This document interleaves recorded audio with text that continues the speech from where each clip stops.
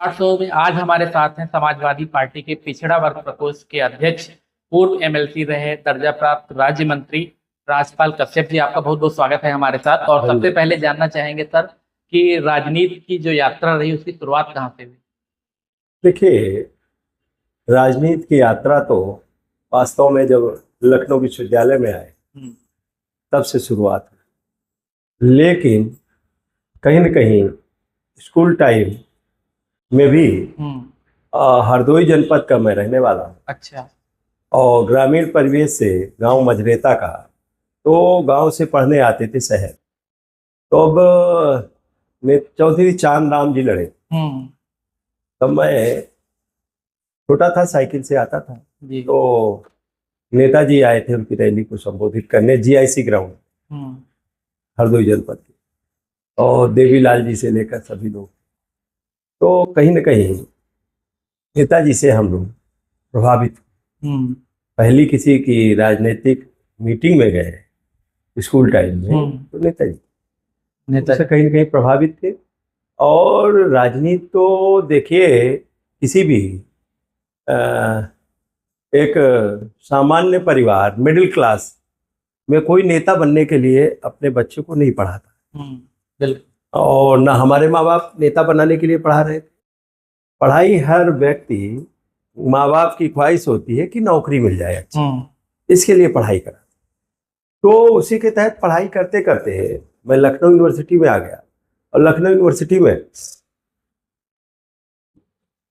यहाँ आके नेताजी से जुड़ाव भी हो गया, माननीय अखिलेश यादव जी से जुड़ा हो गया, और साथ ही साथ में छात्र संघ के चुनाव में भी भागीदारी करने लगे। अच्छा।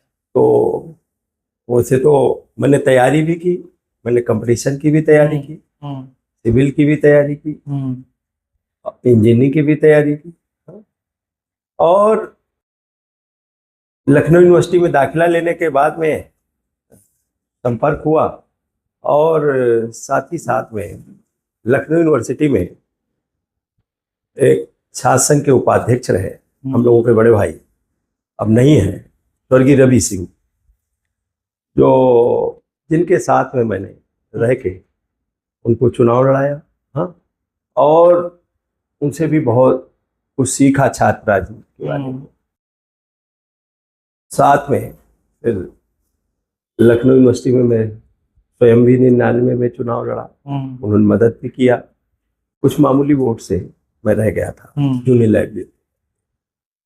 उसके बाद में 2003 में नेताजी चीफ मिनिस्टर बनते हैं। शासन बीच में बंद हो गया। 2003 में नेताजी चीफ मिनिस्टर बनते हैं, और बनने के साथ तुरंत उन्होंने घोषणा कर दी थी इलाहाबाद यूनिवर्सिटी जाके कि छात्र संघ चुनाव बहाल हो। और फीसें भी बेतासा बढ़ी हुई थी, हम लोगों ने बड़े आंदोलन किए, क्योंकि बीजेपी की सरकार जब जब आई है फीसें तो बहुत बढ़ी। और यूनिवर्सिटी में उपाध्यक्ष मैं चुना गया। वहाँ के छात्र छात्राओं ने उपाध्यक्ष और यूनिवर्सिटी का अध्यक्ष भी समाजवादी पार्टी की देन है, और माननीय अखिलेश यादव जी, माननीय नेताजी की देन, कि उन्होंने बड़ी विपरीत परिस्थितियों में हमें समाजवादी पार्टी का अधिकृत प्रत्याशी बनाया, और बड़ी कांटे की टक्कर हुई चुनाव में। वहाँ के छात्र छात्राओं का मैं आभार, धन्यवाद व्यक्त करता हूँ कि उन्होंने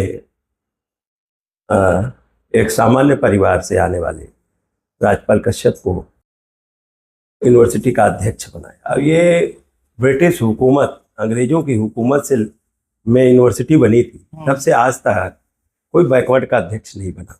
अच्छा। तो ये भी एक ऐसा काम हुआ, और माननीय नेताजी, माननीय अखिलेश यादव जी कहीं न कहीं एक मल्ला निषाद के बेटे को लखनऊ यूनिवर्सिटी में टिकट देके पूरे देश में एक संदेश देने का काम किया, और यहाँ के छात्र छात्राओं ने जिताने को, कि जबकि चुनाव जाति और धर्म पे, इन सब चीज़ों पे आधारित है, लेकिन हमारे समाज के तो वोट बहुत कम थे वहाँ लखनऊ यूनिवर्सिटी। विभिन्न जाति धर्म के लोगों ने छात्र छात्राओं ने मिलकर और मजबूती के साथ में चुनाव लड़ाया और मैं वहाँ शासन का अध्यक्ष बना।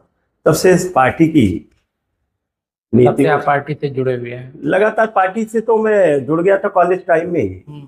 कॉलेज टाइम में भी मैं पदाधिकारी बन गया था युवजन सभा का जिले में। अच्छा। हाँ, और उसके बाद मैं यहाँ लखनऊ तैयारी करने आया, फिर लखनऊ यूनिवर्सिटी में रहा, फिर मैंने पढ़ाई की, हाँ, टूरिज्म मैनेजमेंट किया, मास्टर ऑफ सोशल वर्क किया, एमफिल किया, मैंने पीएचडी की, एलएलबी किया, एलएलएम किया। ये सारी चीज़ों के साथ साथ में मैंने पॉलिटिक्स में, सामान्य परिवार के बेटे को आना बहुत कठिन काम होता है, क्योंकि घर परिवार के लोग भी इतनी जल्दी अलाउ नहीं करते। हम अपने माँ बाप को भी अब नहीं है इस दुनिया में, लेकिन उनका मैं आभार व्यक्त करता हूँ। उन्होंने जब मैं पॉलिटिक्स में आया और पॉलिटिक्स में भी उन्होंने हर स्थिति में हमारा साहस और हमें हिम्मत देने का काम, हौसला देने का काम, मदद देने का, करने का काम जीवन पर्यंत हमारे माता पिता ने किया। शुरुआत कैसे हुई? पहले तो शुरुआत में चुप चुप के रैलियों में जाते होंगे या बिल्कुल शुरुआत में बता दिया था? नहीं, वो तो देखिए कॉलेज टाइम में तो कोई बताने का उचित ही नहीं बनता। स्कूल जा रहे थे तो अब गए, कोई चुनाव मैंने बताया ही। किसी भी मिडिल क्लास या किसी के भी कुछ लोग होंगे जिनका ख्वाहिश होता होगा कि हमारा बच्चा पढ़ने जा रहा है तो इसको नेता बनाएंगे। हाँ, लेकिन मिडिल क्लास की ख्वाहिश होती है कि हमारा बच्चा पढ़ के अफसर बन जाए, अधिकारी बन जाए, नौकरी कर ले, पैसा आए घर में, क्योंकि आर्थिक स्थिति यहाँ इतनी ठीक नहीं होती। घर की आर्थिक स्थिति सुदृढ़ करने के लिए ही लोग पढ़ाते हैं। बिल्कुल। और लोग गेहूं बेच के पढ़ाते हैं, धान बेच के पढ़ाते हैं, कर्जा लेके पढ़ाते हैं, लोन लेके पढ़ाते हैं। तो ऐसा नहीं कि कोई पॉलिटिक्स के लिए, पॉलिटिक्स में तो बड़ी मुश्किल से माता जी का जब यूनिवर्सिटी में चुनाव छात्र राजनीति चालू की तो डांट भी पड़ती थी घर में। तो किसी न किसी तरीके से माता जी ने कन्विंस किया पिताजी को, तो मैं पॉलिटिक्स में।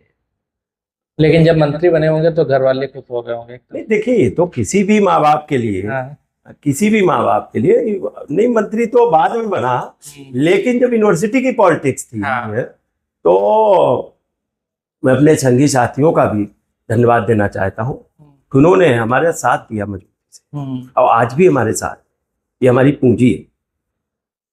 जिन लोगों ने यूनिवर्सिटी में मदद किया था, आज भी हमारे सुख दुख में हर जगह जो भी होता है वो हमारे साथ खड़े रहते हैं, परिवार की तरह। ये हमारी पूंजी है, और मैं उन सब साथियों का भी धन्यवाद देना चाहता हूँ। मैंने तो बताया, यहाँ पूंजीपति लोग लड़ते थे, बड़े बड़े लोगों के लोग लड़ते थे, और बड़ा गुंडा बदमाशी और सब चीजें होती थी यहाँ पे।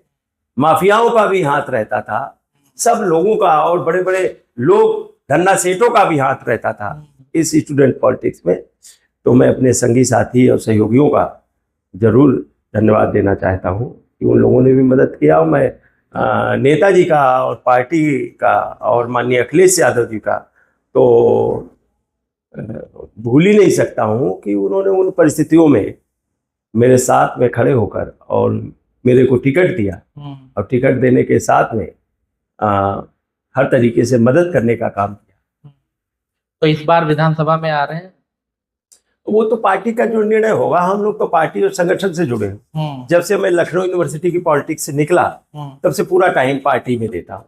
और पार्टी के नेता माननीय अखिलेश यादव जी, माननीय नेताजी थे। तब तक हम लोग कोई भी कार्यक्रम, कोई भी आंदोलन, कोई भी मूवमेंट, मैंने पूरा टाइम पार्टी को ही देता हूँ। पार्टी ने जो निर्णय लेगी हमारे लिए, तो संगठन, क्योंकि हमारे खाली विधायक बन जाने से या हम अपने लिए ही केवल सोचना, ये हमारा जीवन का लक्ष्य नहीं है कि केवल अपने लिए विधायक ही बन जाना। विधायक बनने के लिए तो क्या है, एक विधानसभा में सामान रख लीजिए, आप वही काम करते रहिए, जीतेंगे हारेंगे।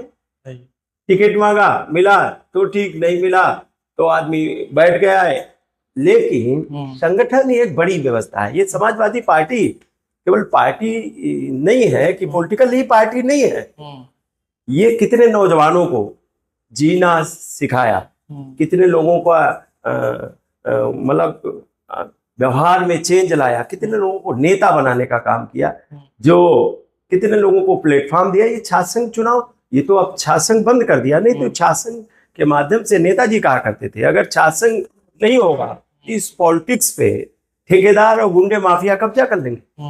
अगर पढ़े लिखे नेता, जब पढ़े लिखे लोगों की चपरासी भी बनना पड़ता तो पढ़े लिखे लोगों की जरूरत पड़ती है। और अब ये पॉलिटिक्स में नेताजी इसीलिए छात्र संघ, क्योंकि कर्मचारी यूनियन होती, शिक्षक की यूनियन होती, छात्र संघ बंद कर दिया।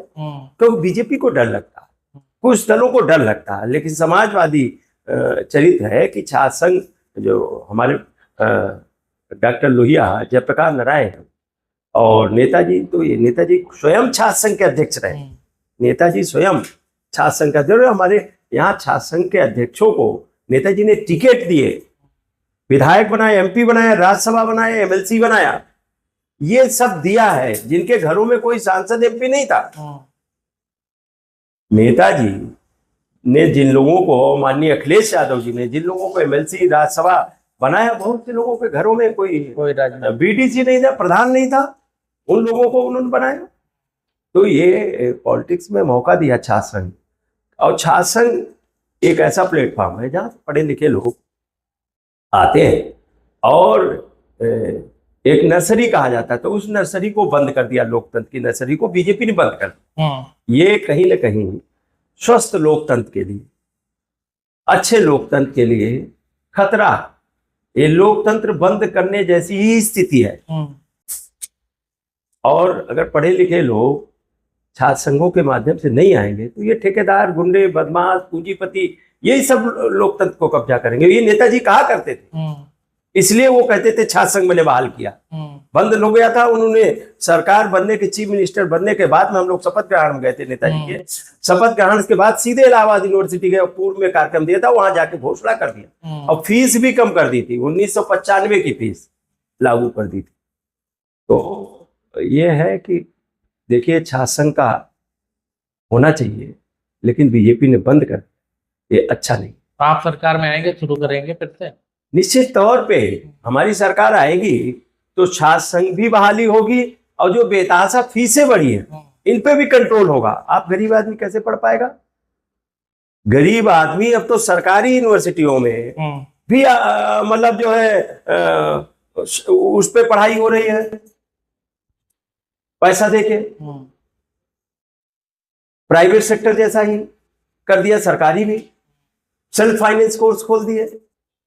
तो बताइए, जो सरकार एजुकेशन नहीं दे सकती, सरकारी प्राइमरी एजुकेशन जो गांव में मिलती थी उसको बंद करने जा रहे हैं, उसको बीच में बंद कर दिया। जब तो माननीय अखिलेश यादव जी ने पीडीएफ पाठशाला चला दिया, उससे घबरा गए, कितने लोगों पे एफआईआर लिख दी, कितने लोगों पे वो कर दिया। तो माननीय अखिलेश यादव ने कहा पीडीएफ पाठशाला रुकेगी नहीं जब तक स्कूल नहीं खुल जाएंगे, जब तक शिक्षक नहीं अपॉइंट हो जाएंगे। क्योंकि एजुकेशन एक किसी भी मुल्क के लिए, किसी भी देश के लिए शिक्षा एक बहुत बड़ा सशक्त हथियार है। और अशिक्षित, बीजेपी चाहती है कि लोग अशिक्षित रहें, लोग गरीब रहें, लोग लाचार रहें, लोग कमजोर रहें। तो और तभी तो हम देश को कुछ चंद उद्योगपतियों को दे के यहाँ की पूरी अर्थव्यवस्था को अपने कंट्रोल में कर लेंगे, और फिर ये लाचार रहेंगे तो इनको 5 किलो अनाज देंगे और ये सरकार बनाते रहेंगे। या 5 किलो अनाज के लिए धरती पे पैदा हुआ इंसान क्या? इंसान इसलिए पैदा हुआ, ये सरकार की जिम्मेदारी है कि स्वास्थ्य, शिक्षा, रोजगार। स्वास्थ्य की आप हालत देख ही रहे हो, महामारी जैसी स्थिति सदैव बनी हुई है। आप किसी सरकारी मेडिकल कॉलेज में, आप लखनऊ में चले जाइए, केजीएमयू में, पीजीआई में, लोहिया में, कितने लोग पेशेंट गेट के बाहर से वापस किए जाते हैं कि बेड ही नहीं है, फैसिलिटीज नहीं है। इन्होंने तो कुछ बढ़ाया नहीं, जो पूर्व में सरकारों ने बनाया या नेताजी ने, अखिलेश जी ने बनाया, उसके अलावा इन्होंने तो कुछ बनाया नहीं। तो स्वास्थ्य ऐसी चौपट है। शिक्षा इतनी महंगी कर दी है। अब बताइए, 1-1 करोड़ रुपए देके कैसे बच्चे डॉक्टर बनेंगे? 1 करोड़ गरीब आदमी कहां दे पाएगा 1 करोड़? और 1 करोड़ों रुपए देके अगर डॉक्टर बनेगा तो फिर वो करोड़ों रुपए कमाएगा। बताइए, ये सेवा के लिए है, शिक्षा और डॉक्टरी लाइन, मेडिकल लाइन, और उसके बाद में रोजगार है नहीं, आउटसोर्स कर रहे हैं। अब तो संविदा का एक सरकारी दफ्तर खुल रहा है, संविदा का, इनको देना था सरकारी नौकरी, अब संविदा के दफ्तर खोल रहे, और नौकरियों में आरक्षण की धज्जियां उड़ाई जा रही हैं। अब ये बताइए, संविदा पे, आउटसोर्स पे 10, 15, 20 हजार की नौकरी करके कैसे बच्चों को पढ़ाएगा? कैसे? एक बच्चे की फीस है लखनऊ में, आप स्कूलों में सीएमएस वगैरह में एक बच्चे की फीस है 10,000 रुपए। 15,000 की नौकरी करके वो 10,000 में दो बच्चों को पढ़ा, दो बच्चों की फीस 20,000 हो गई, और उसके बाद में उनके कपड़े हैं, उनकी ट्यूशन है, उनको वैन है, उनके खाने पीने का है सामान, उनकी ड्रेसेज है। ये कैसे मैनेज करेगा? ये बिना परिवार वाले लोगों को शायद समझ नहीं आता, शासन सत्ता में बैठे लोगों को। बताइए कैसे मैनेज करें? आप सचिवालय चले जाइए, जो संविदा पे काम नौकरी कर रहे हैं, 15,000, 18,000 रुपए मिल रहे हैं। 18,000 में वो कमरे का किराया देंगे, पति पत्नी खाना भी खाएंगे, बच्चे की फीस भी जमा करेंगे। बच्चे कैसे होगा? ये कौन कौन पता नहीं कैसे लोग बैठे हैं। सरकारी नौकरी मिलती है तो कम से कम चपरासी की भी मिलती है, तो उसको 40-50 हजार रुपए तो मिलते हैं, और उसका दिमाग टेंशन फ्री रहता है। लेकिन सरकारी नौकरियों की एक सीमित संख्या है, उससे ज्यादा कहाँ से दी जाए? क्योंकि अरे उत्तर प्रदेश तो बहुत हम बड़ा कह रहे हैं, सरकारी डिपार्टमेंट में जो पद सृजित है वो तो भरिए आप, वो भी आप आउटसोर्स और संविदा से भर रहे हैं ना। दिक्कत इस बात की है, जो चपरासी की भर्ती पता नहीं कब से नहीं, और चपरासी एक सबसे नीचे रहने वाला व्यक्ति है, वो चपरासी की नौकरी बेचारा करने जाता है, और वो चपरासी की अगर परमानेंट नौकरी नहीं मिलेगी तो उसको तनख्वाह कितनी मिलेगी? बाहर तो कितनी तनख्वाह देंगे? नहीं देते, तो उनके जीवन स्तर पर कैसे सुधार आएगा? अरे इनको समझना चाहिए अर्थव्यवस्था का हाल। अगर लोगों की जेब में पैसा आएगा तभी खर्च करेंगे, और आ तो सरकार के पास ही जाएगा। खर्च के बाद में टैक्स के रूप में तो आप ही ले लेते हो, 100 रुपए को 100 बार घुमा दो तो सब सरकार के पास चला गया। तो भाजपा तो कह रही है कि आत्मनिर्भर बनिए, उद्योग करिए, उद्यम करिए। उद्यम? कौन सा उद्यम चल रहा? उद्यम तो कुछ चंद उद्योगपतियों को चल रहा। अरे छोटी मोटी लोग ठेकेदारी कर लेते थे, वो भी अब यहाँ अगर यूपी में पाइपलाइन भी पड़ेगी, अगर गांव में पानी की टंकी भी बनेगी, तो गुजरात की कंपनी आएगी, तो यहाँ के ठेकेदार क्या करेंगे? यहाँ के जो छोटे मोटे ठेकेदार काम करते थे वो मेट हो गए।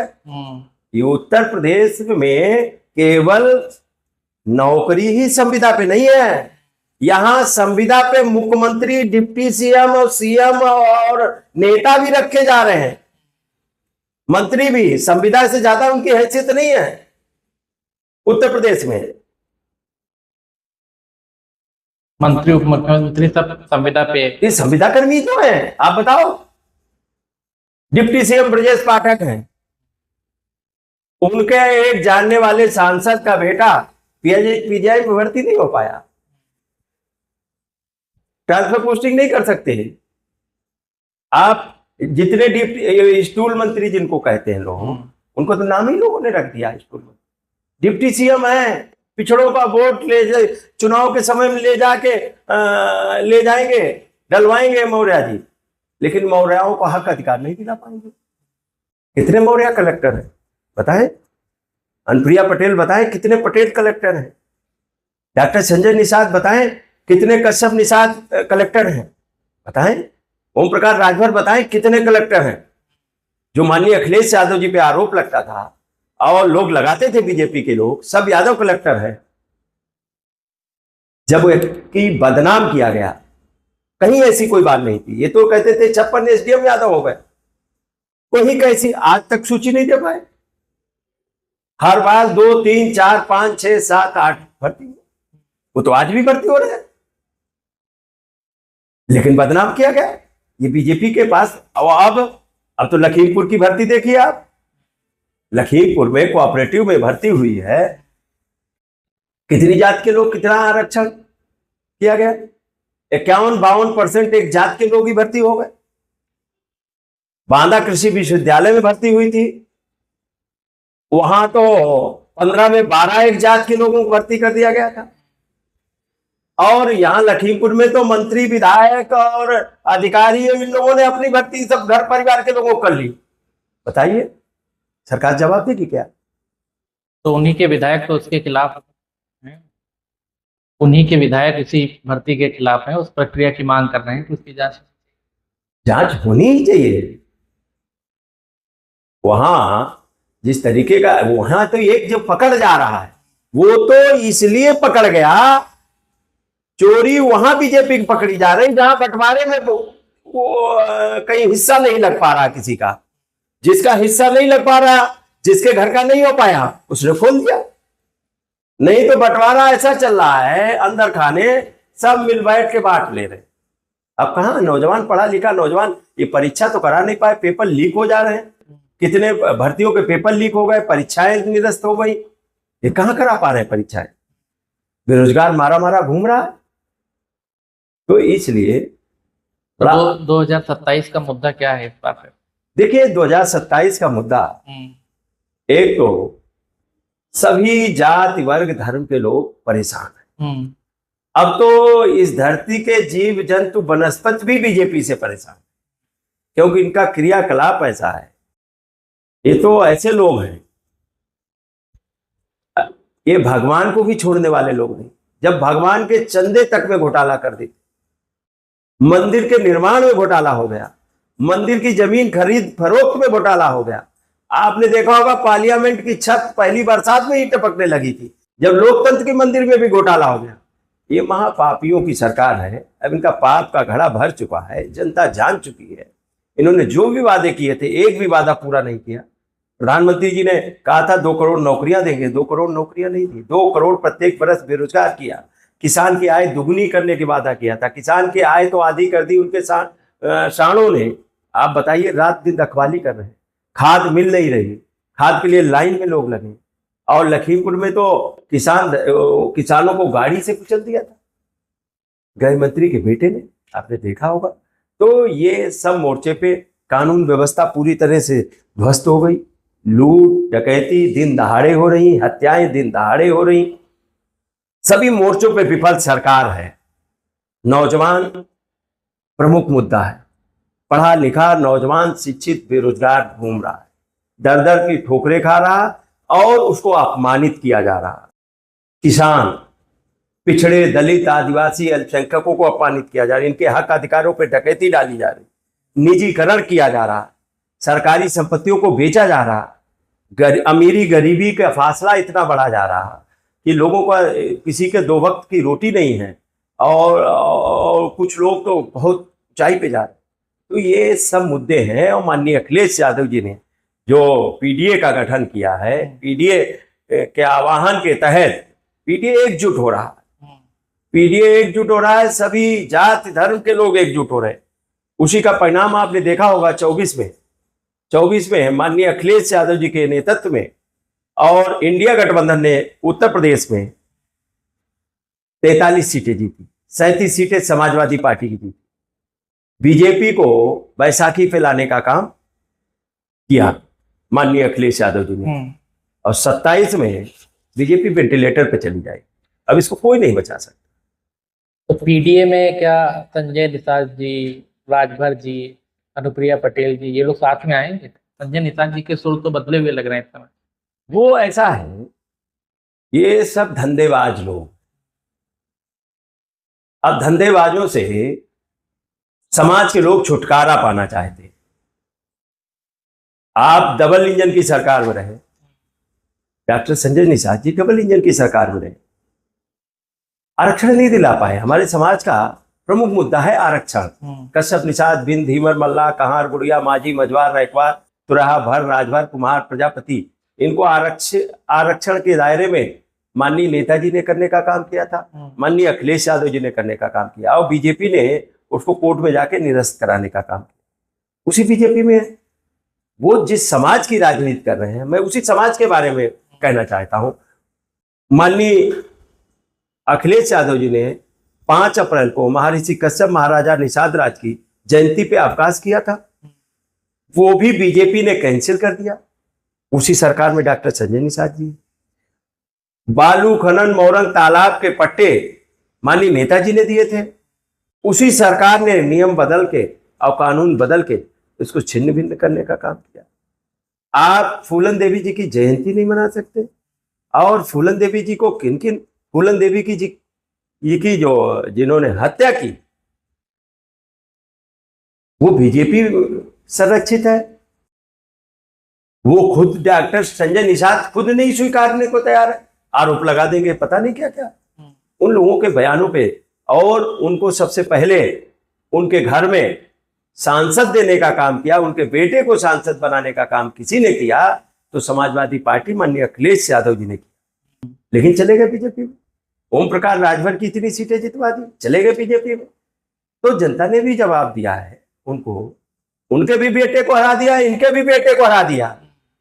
अब राजभर हमारा सांसद है, रिचार्ड हमारे पास सांसद है, सभी जात बिरादरी के हमारे पास सांसद है। हमारे नेता ने सबको टिकट दिया और सब लोग जीत के आए। तो समाज तो सब समाजवादी पार्टी के साथ में है, समाज सब समाजवादी पार्टी के साथ में।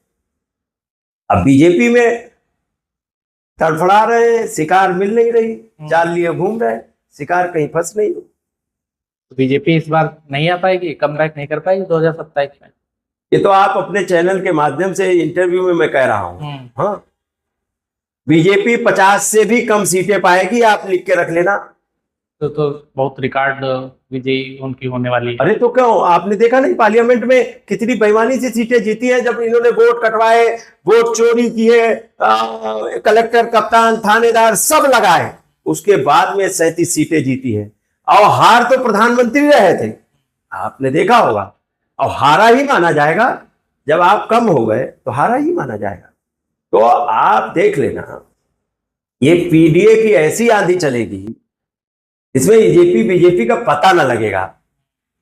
हाँ, और गांव गरीब चल दिया है, ये क्रांति होगी, क्रांति। ये 27 का चुनाव क्रांति होगा, कहीं का आता पता नहीं लगेगा। योगी जी मुख्यमंत्री नहीं बन पाएंगे अब? योगी जी मुख्यमंत्री कहां बन जाएंगे? माफियाओं को मिट्टी में मिलाने का संकल्प है उनका। माफिया सब मंत्री बना लिए, अपने साथ में लिए घूम रहा है। जितने माफिया हैं वो योगी जी के साथ में है, वो केवल नारा देते हैं। माफिया तो सब उनके साथ में है। सूची उठा के देख ले, सबसे ज्यादा सरकार में शामिल है, कोई विधायक है, कोई एमएलसी है, कोई मंत्री है, सब तो उनके साथ में है माफिया। तभी तो अपराध नहीं रुक रहा। जीरो टॉलरेंस की जो नीति है, इस पे बड़ी भाजपा जो है बहुत प्रचार भी कर रही है कि जीरो टॉलरेंस, उसको आप कह रहे हैं कि माफियाओं की अच्छा, आप किसी जिले में पता करवा लीजिए, हत्याएं हो रही, लूट हो रही, डकैती हो रही, थाने में वसूली हो रही। अब तो थाने में हत्याएं हो रही भाई, थाने में मारे जा रहे हैं, पैसे के चक्कर में लोग मार दे, पुलिस मार दे रही है। आप क्या समझ रहे हैं, पुलिस फिरौती ले रही होगी के जमाने में? आप कानपुर में नहीं देखे थे क्या, पुलिस ने फिरौती लिया था? तो अब तो पुलिस ही लूट में लगी है। और ये आप बताइए, हत्या, लूट, डकैती, बलात्कार कुछ रुका है? अरे योगी जी के बीजेपी के दफ्तर के सामने महिला ने आत्महत्या कर ली थी, जिंदा जला लिया था आपने। कितनी महिलाएं आती हैं जिंदा जला ले रही जब कोई नहीं सुन रहा, कितनी घटनाएं बताएं। तो ये कानून व्यवस्था केवल वो माहौल बना रहे हैं। अरे डेली योगी जी तो कहते थे अपराधी या तो ऊपर चले जाएंगे या प्रदेश छोड़ जाएंगे, और घटनाएं तो डेली हो रही। कहां चले गए ऊपर, कहां नीचे चले गए? बस केवल जाति धर्म का एंगल लेके केवल दिखाना चाहते हैं। और दूसरी बात, जिस तरीके से बीजेपी सरकार में लूटपाट हो रही है, ऐसी कभी लूटपाट नहीं हो रही थी। थाने में बिना पैसा दिए काम नहीं होगा, तहसील में बिना पैसा दिए काम नहीं होगा। बीजेपी के मंत्रियों तक को धरने पे बैठना पड़ रहा है, विधायकों को धरने पे बैठना पड़, विधायकों के फोन नहीं उठाए हैं। एक विधायक सीतापुर के वो थाने खुद ही पहुंच के फोन नहीं उठाया जा रहा है। एक मंत्री वो खुद ही धरने पे कानपुर की बैठ गई थी, आपने देखा होगा। तो किसी की कोई सुनवाई नहीं। उत्तर प्रदेश में जंगल राज है, तानाशाही है, किसी को कोई पूछने वाला नहीं है। और लोग लूटे जा रहे हैं, पीटे जा रहे हैं, नोचे घसोटे जा रहे हैं, कोई सुनवाई नहीं। अच्छा, ये वोट चोरी का जो मुद्दा है कांग्रेस के द्वारा उठाया जा रहा है, आपके मतलब गठबंधन में है वो लोग, उनको आप कैसे मतलब देखते हैं? अरे हमारे नेता माननीय अखिलेश यादव जी ने सबसे पहले उठाया वोट चोरी का मामला, और 22 के चुनाव में ही उठाया था। वो तो लगातार बोल रहे थे। तो चुनाव अधिकारियों ने कहा कि आप एफिडेविट दीजिए, तो माननीय अखिलेश यादव जी ने हजारों एफिडेविट भी दिए, उनका जवाब नहीं दिया। लगभग 2 साल 9 महीने के ऊपर होने जा रहा, जवाब नहीं दिया। और जब माननीय जी ये मुद्दा उठा तो माननीय जी ने कहा कि हमें कोई एफिडेविट नहीं मिला। तो माननीय अखिलेश यादव जी ने बाकायदा पार्लियामेंट में स्लिपें दिखाई। वाह, तो क्या है, सबसे पहले माननीय अखिलेश यादव जी उठा रहे हैं। और ये वोट चोरी के माध्यम से ही तो जीत रहे हैं। 22 में भी इनकी सरकार नहीं बनती, इन्होंने वोट चोरी करके ही बने हैं। कितने वोट कटवा दिए, कहीं कलेक्टर से बेईमानी करा ली, कहीं कोतवाल से बेईमानी करा ली, सब जगह। अरे आपने देखा नहीं क्या, ये 22 में वोट चोरी के माध्यम से बने, और 24 में भी। अगर 24 में वोट चोरी नहीं करते तो इनकी 2, 4, 5 सीटें भी आना मुश्किल हो जाता। कई सीटें तो बेईमानी से हरा दी, फर्रुखाबाद, शाहजहांपुर, आप देखिए ना, बेईमानी से हरा दिया।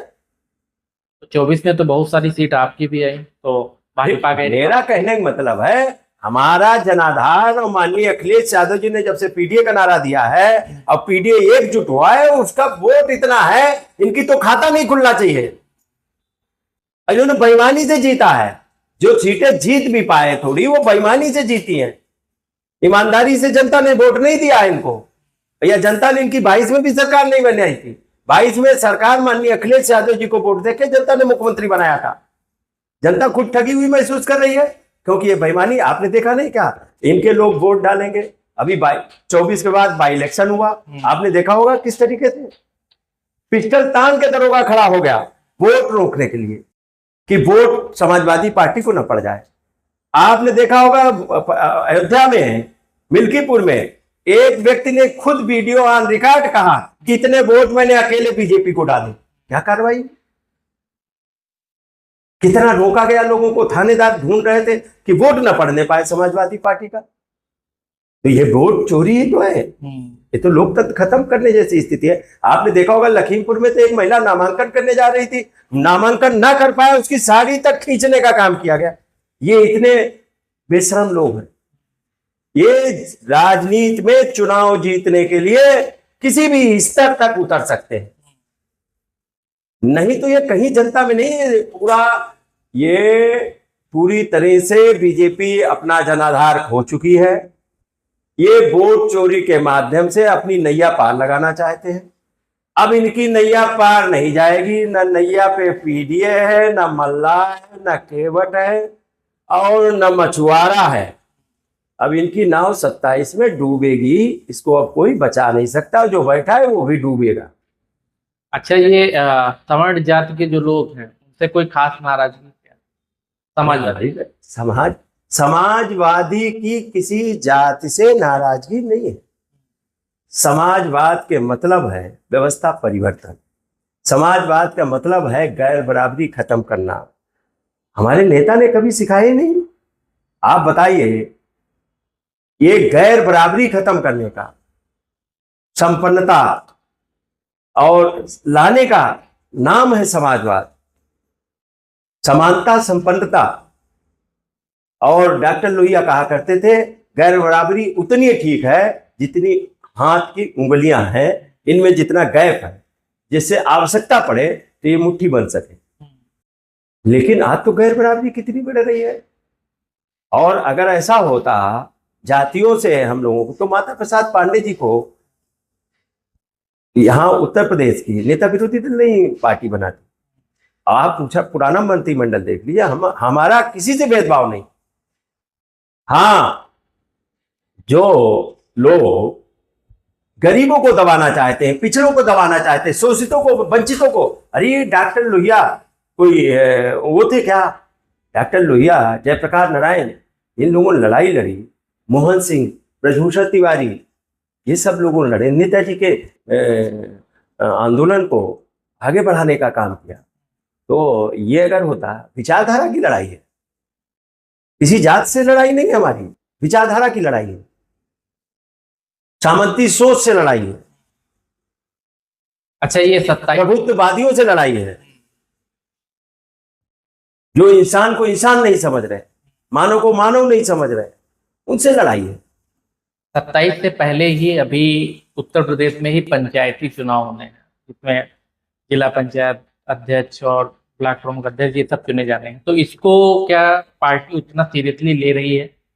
देखिए अच्छा, लोकतंत्र में जब से बीजेपी आई है, इस लोकतंत्र बचाने की लड़ाई तो केवल समाजवादी पार्टी लड़ रही है। अन्य लोगों ने तो शस्त्र डाल दिए। जिला पंचायत अध्यक्ष और ब्लॉक प्रमुख की लोग पार्टियों ने चुनाव नहीं लड़े। माननीय अखिलेश यादव जी ने मुकाबला करने का काम किया। हर लोकतंत्र की लड़ाई और लोकतंत्र की रक्षा और संविधान की रक्षा के लिए हर जगह माननीय अखिलेश यादव जी आगे आते हैं, और हम समाजवादियों की बड़ी जिम्मेदारी है, क्योंकि लोकतंत्र को आजाद कराने के लिए भी समाजवादियों ने ही लड़ाई लड़ी है। ये बीजेपी आरएसएस तो तब भी उन्हीं लोगों के साथ में खड़ी थी।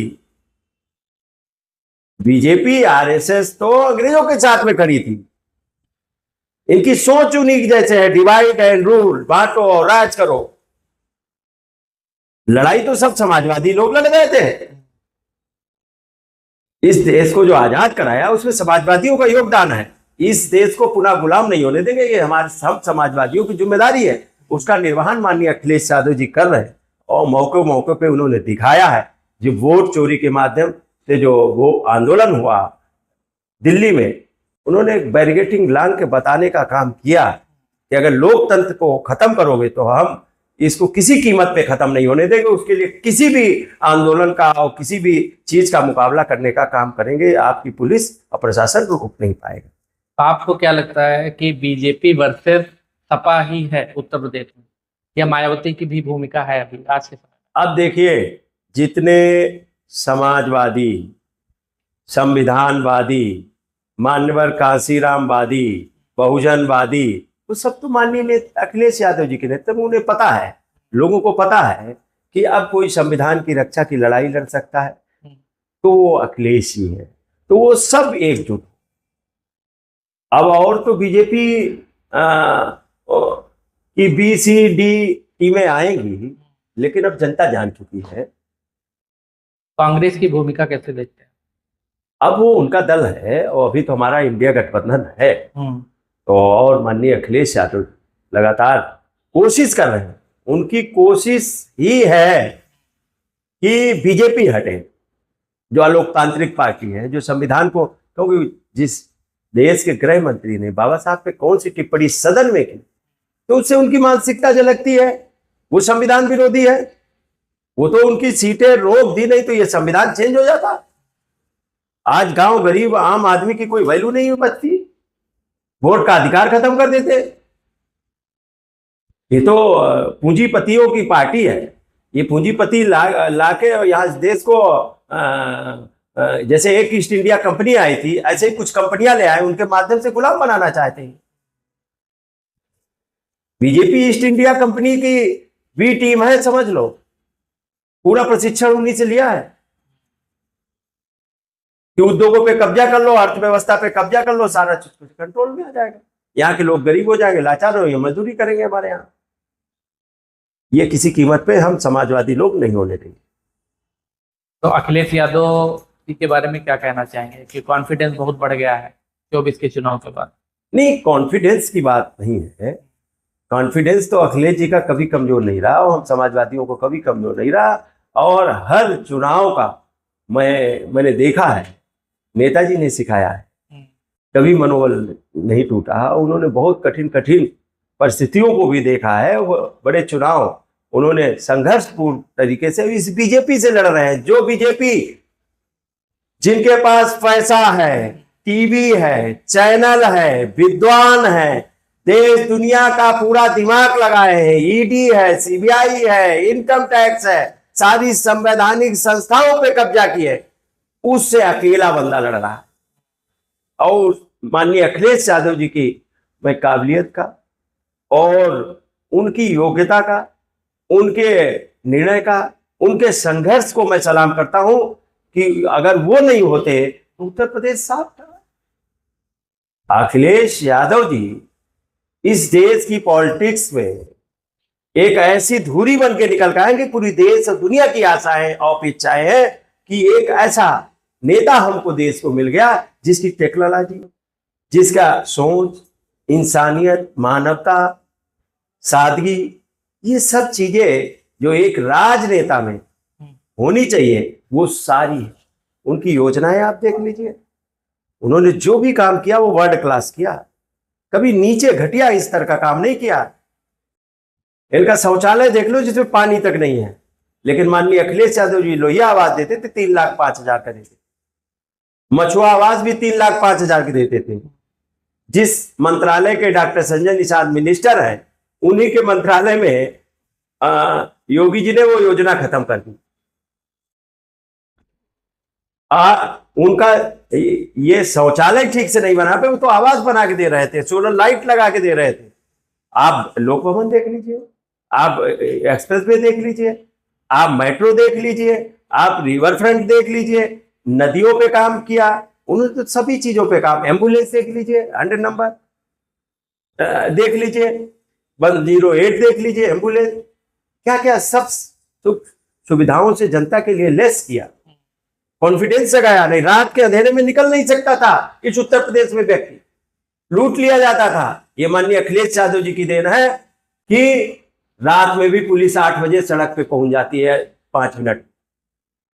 लेकिन अब इनकी पुलिसें लूटने लगी है योगी जी की। अब तो पहले तो रात में डकैती होती थी, अब तो सूरज की रोशनी में डकैतियां हो योगी जी के राज। तो इनके पास कोई सोच नहीं है। माननीय अखिलेश यादव जी के पास एक विजन है, नौजवानों को लैपटॉप दिया, बेरोजगारी भत्ता दिया, कन्या विद्याधन दिया, महिलाओं को समाजवादी पेंशन दे रहे थे। इनके पास क्या सोच है? गरीबों की मदद करते थे, इलाज में मदद करते थे। अब तो इलाज आप कराने जाओ, एस्टीमेट आपका बना 10 लाख, आपको मिलेगा 1.5 लाख। तो बताओ और पैसा कहां से लाएगा अभी गरीब आदमी? हमारी सरकार में पूरा पैसा मिलता था। कोई भी गरीब अगर इलाज के लिए उसको जरूरत पड़ती थी तो मुख्यमंत्री अपने खजाने से पूरा पैसा देने का काम करता। ये तो किसान की आय दुगनी करना चाहते, तो माननीय अखिलेश यादव जी ने ही उत्तर प्रदेश में किसानों का बीमा किया 5 लाख। अरे उसी को 10 लाख कर देते दुर्घटना बीमा, नहीं कर पाए, न करेंगे। चुनाव आएगा तो कोई न कोई लालीपाप ले आएंगे, कहीं किसी जात का मंत्री बनाएंगे, किसी जात का हटाएंगे, किसी जात को झालर दिखाएंगे, लॉलीपॉप दिखाएंगे। अब लॉलीपॉप में इनके कोई फंसने वाला नहीं है। बहुत सारी योजनाएं आज भी प्रधानमंत्री का आयुष्मान कार्ड है या उद्योग के लिए लोन दिए जा रहे हैं, बहुत सारी योजनाएं भी चल रही है ना बीजेपी। आयुष्मान कार्ड कहाँ चल रहा? आप चले जाइए विवेकानंद, दूर मत जाइए, विवेकानंद हॉस्पिटल में आयुष्मान कार्ड से हमें इलाज करा के दिखा दीजिए। कितने हॉस्पिटलों में आयुष्मान, अब एडमिट हुआ आप करे पैसा बाद, पहले जमा करो, आएगा तब देखा जाएगा। तो क्या होगा? आप स्वास्थ्य सेवाएं ऐसी कर दीजिए कि मुफ्त में इलाज होना, हॉस्पिटल अच्छे बना दीजिए कि मुफ्त में इलाज होना। माननीय नेताजी ने तो 8 रुपए का पर्चा 1 रुपए में कर दिया था, जांचें फ्री कर दी थी, दवाई फ्री कर दी थी, सब दवाइयां फ्री थी। अब आप सरकारी अस्पताल में भी पैसा ले रहे हो। आप चले जाओ, लोहिया अस्पताल में फ्री इलाज होता था, अब लोहिया अस्पताल में भी पैसा देना पड़ रहा। हर जगह तो पैसा ले रहे हैं, सरकारी अस्पतालों में भी आप फ्री कर दीजिए ना भाई। सरकारी अस्पताल में इलाज कराने एक व्यक्ति गया गरीब है, उसको फ्री कर दीजिए। आप सरकार में आते ही फ्री करेंगे, हमारा नारा ही है, दवा पढ़ाई मुफ्ती होगी, रोटी कपड़ा सस्ती होगी, ये हमारा नारा। अब करके दिखाया। अंतिम सवाल, 10 में से बीजेपी को कितने नंबर देंगे आप? 10 में माइनस में 10 चली गई। ये देश इतना गलत में चला गया है, 10 साल बीजेपी आ गई तो ये पता है 20 साल संभालने में लगेगा। बीजेपी ने छोड़ा क्या है इस देश में? कुछ नहीं छोड़ा, पूरा तहस नहस सिस्टम हो गया है, कुछ बचा नहीं है, खोखला हो गया पूरा सरकारी सिस्टम, मशीनरी फेल हो गई, भ्रष्टाचार चरम पे है। इसको संभालने और सजाने में संभाल। आप बताइए, मेट्रो माननीय अखिलेश यादव जी ने बना दी, एक खंभा नहीं बढ़ा पाए। आज 10 साल होने जा रहे हैं और झूठ बोल रहे हैं। मुख्यमंत्री संत के कपड़े पहन के, संविधान की शपथ लेके झूठ बोल रहे हैं। अब इससे बड़ी शर्मनाक बात क्या हो सकती है? एक मुख्यमंत्री बड़े उत्तर प्रदेश का, बड़े राज्य का मुख्यमंत्री, प्राइम मिनिस्टर के बाद में उत्तर प्रदेश के चीफ मिनिस्टर की चर्चा होती है, लेकिन एक बड़ा झूठ बोल रहे हैं। ये उनसे रिकॉर्ड में आगे जाना चाहते हैं। झूठ का कंपटीशन चल रहा। वो वहां झूठ बोल रहे, जुमला फेंक रहे, वो यहां फेंक रहे, कह रहे मेट्रो तो अखिलेश के राज में चली ही नहीं, मेरे राज में चली। अरे माननीय अखिलेश यादव जी ने इसी लखनऊ की राजधानी में, नेताजी, मैं खुद गवाह हूं, मैं खुद उद्घाटन में गया था, मेट्रो उन्होंने चलाई और जहां तक चलाई उसके आगे एक खंभा नहीं बढ़ा पाए। ये तो मेट्रो और बढ़नी थी, उसके लिए डीपीआर वगैरह। कानपुर में शिलान्यास माननीय अखिलेश यादव जी ने किया, नोएडा में मेट्रो माननीय अखिलेश यादव जी ने चलाई। इन्होंने क्या किया? इन्होंने खाली जुमले। ये इनके पास तो अपने देश के प्रधानमंत्री के नाम पे भी कोई ऐसा संस्थान नहीं बनाया जहां मूर्ति लगा दे। माननीय अखिलेश यादव जी ने शानदार लोक भवन बनाया, उसमें उन्होंने अटल बिहारी वाजपेयी जी मूर्ति लगाई। अब इनको कुछ नहीं मिला तो हजरतगंज चौराहे का नाम बदल दिया। अरे भाई, कितने घटिया सोच के लोग। अपने नेता के नाम पे भी कुछ है। अरे पंडित जनेश्वर मिश्रा जी के नाम पे देखो जाके, कितना एशिया का सबसे बड़ा और खूबसूरत पार्क बना के माननीय अखिलेश यादव जी ने खड़ा किया। और पंडित जनेश्वर मिश्रा जी के नाम पे गांव गांव योजनाएं चलाई थी, पूरे गांव का डेवलपमेंट होता था जनेश्वर मिश्र योजना के तहत। डॉक्टर लोहिया के नाम पे गांव का विकास होता था। ये क्या जाने अपने महापुरुषों का भी सम्मान करना। ये प्राइवेट कंपनियों के हाथ में जो देश बिक चुका हो। मैंने कहा, एक बार गुलाम ईस्ट इंडिया कंपनी बनाया था व्यापार के माध्यम से, दूसरी बार फिर व्यापार के माध्यम से। व्यापारी तो है, अमेरिका टैरिफ पे टैरिफ लगाता चला जा रहा। आप करे हमारा मित्र है। आप बताइए, जो स्वदेशी का नारा देते थे वो चाइना में घुटने टेक दे जा रहे। बताइए क्या इनकी नीति है? चाइना घुसता चला रहा। नेताजी सदैव कहते थे, माननीय अखिलेश यादव जी कहते थे, ये सीमाएं सुरक्षित नहीं करे थे, ये तो इवेंट ले आते, इवेंट मैनेजर है, ड्रामा कंपनी है, नौटंकी कंपनी कि लोगों का ध्यान आकर्षित कर लो। जैसे जादूगर नहीं रुपया दिखा देता, कितने रुपए चाहिए निकाल देगा, जादू जो चाहिए वो निकाल देगा।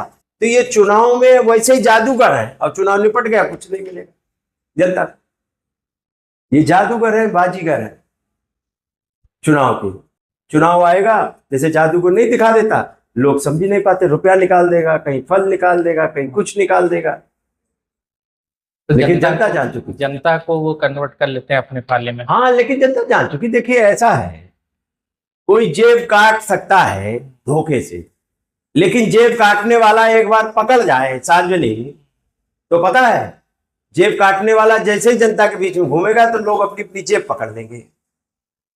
चिन्हित जब तक नहीं होता है, जैसे जेब काटने वाला जब तक चिन्हित नहीं है, चोरी करने वाला जब तक चिन्हित नहीं है तब तक चोरी कर सकता है। लेकिन जब चिन्हित हो जाता, पकड़ जाता, बाजार में लोग जान जाते, सार्वजनिक लोग जान जाते ये जेब काटने वाला है, तो आते ही जैसे देखेगा उसको वैसे जेब पकड़ लेगा, पहले कैसे लोग काट ले। तो इसलिए अब इनका कुछ दाल गलने वाला नहीं है। महिलाएं परेशान हैं, सिलेंडर कितना महंगा कर, आप महंगाई कितनी हो गई, बेरोजगार परेशान है, नौकरी के लिए बीटेक, एमटेक, पीएचडी कितने लोग घूम रहे हैं, डिग्रियां लिए, नौकरियां नहीं मिली, और नौकरी जो आउटसोर्स तक पे मिल रही है उसमें भी पैसा लिया जा रहा, घूस ली जा रही। बताइए क्या हो? इस देश का पूरा बदहाल स्थिति कर दी, पूरी तरह से चौपट हो गई व्यवस्था। आज लोग अपनी इज्जत बचा पाना कठिन है लोगों को। आज रोजी रोजगार खत्म हो गया, लोग मार्केट में बैठे, दुकानें बंद, गिर गई शटर, लोगों को नौकरियां नहीं मिल रही, लोगों के शटर गिर गए, व्यापार कुछ चंद लोगों के पास पहुंच गया। आज लोग अपनी इज्जत बचा पाना कठिन है। जिनके पास खर्चे को नहीं है, बेचारे कैसे वो इज्जत बचाए अपनी। अब आदमी कपड़ा भी तब खरीद रहा जब जरूरी है, शौक में कोई नहीं खरीद पा रहा। शौक खत्म हो गया। शौक तो चंद लोगों को हो गया। शौक प्रधानमंत्री जी कर सकते हैं, अब शौक और कोई नहीं कर सकता। तो घर गृहस्थी चलाना कठिन है लोगों को। लोगों का घर गृहस्थी चला पाना कठिन है, अब जरूरी काम कर पा रहा है। कॉन्फिडेंस है आपको कि आप आ जाएंगे? नहीं, मेरे कॉन्फिडेंस में मत जाइए। जनता का कॉन्फिडेंस है कि बीजेपी को हटा देंगे, माननीय अखिलेश यादव जी को लाएंगे। और पूरी बयार है, गांव गांव बयार है। जनमानस, आप चले जाइए गांव में, कह रहा भैया जानवर से परेशान है, खाद के लिए लाइन में लगे थे, आप इलाज मिल नहीं रहा, थाने में बगैर वसूली दिए हुए पैसा दिए हुए काम हो नहीं रहा, पढ़े लिखे नौजवान बेचारे घूम रहे हैं, दुकानें दारू की खुलवाई जा रही, स्कूल बंद किए जा रहे हैं।